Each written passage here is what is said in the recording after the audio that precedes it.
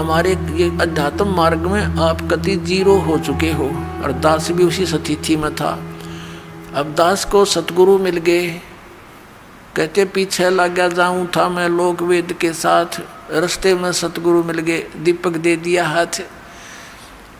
अब ये इतना बड़ा अध्यात्म मार्ग है कि जैसे हम सत साहिब बोलते हैं और पहले राम राम बोलते थे, इसका कारण क्या था? ये मंत्र जाप करने का नहीं था, ये केवल याद दिलाने का होता है कि भाई इस संसार में भगवान बिना कुछ नहीं, और जो गुरुजी ने मंत्र दे रखा है उसकी भूल ना पड़े।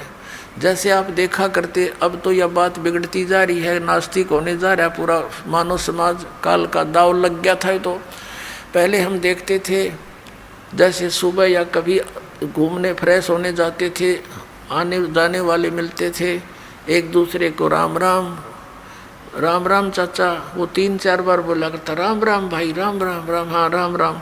अब ये तो एक औपचारिकता बन गई थी, लेकिन ये स्टार्ट कहाँ से हुई थी?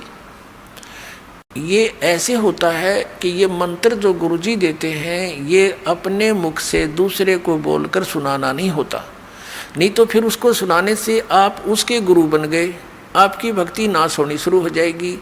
तो इसलिए उसको ये भी नहीं कह सकते कि आप इस मंत्र का जाप करा करो, गुरुजी ने बता रखा है।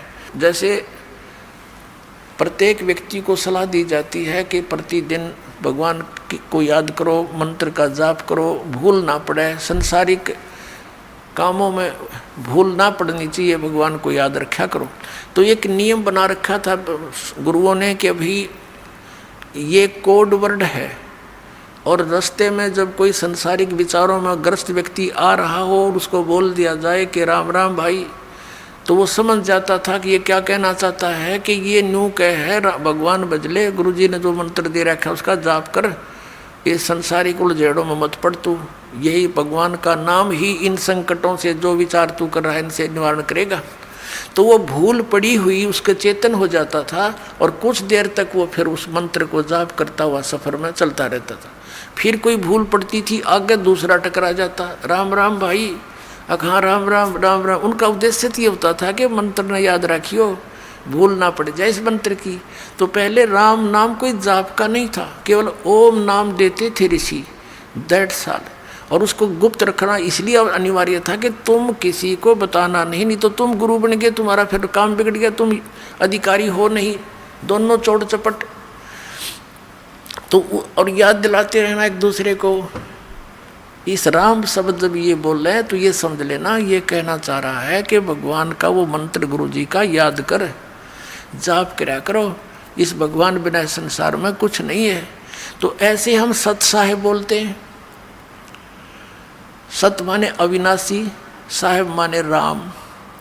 अविनाशी राम के हमारा जो परमात्मा है वो अविनाशी राम है, और उसका मंत्र, उसके पाने का ये जो विधि है, इसको याद रखो, भक्ति करा करो, सत साहेब जी, सत साहेब।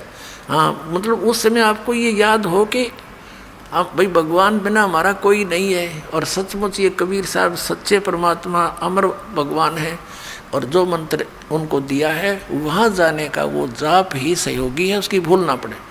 ये होता था।